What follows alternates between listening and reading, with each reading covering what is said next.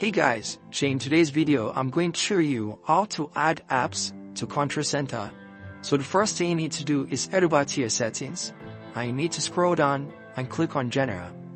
After that, click on Software Updates, and you need to update your device to iOS18. Once you have done that, scroll down to your Control Center, and you need to click on this plus at the top left corner. After that, click on ID Control at the bottom right. Once you click on ID Control, scroll down and look for shortcuts. So scroll down and look for shortcuts. Right here under shortcuts, you are going to see the option for Open App. So click on it. Once you click on Open App, it's going to add it to your Control Center. So now, click on it again, and you're going to see App. So click on Choose in front of it, and you need to select the app you want it to open.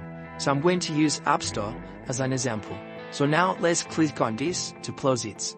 So let me click on the Control Center again to close it. So now we can just scroll down to our Control Center and click on the app, and it's going to open the app for us. It is very easy and straightforward. So scroll to your Control Center, click on the app, and that's it.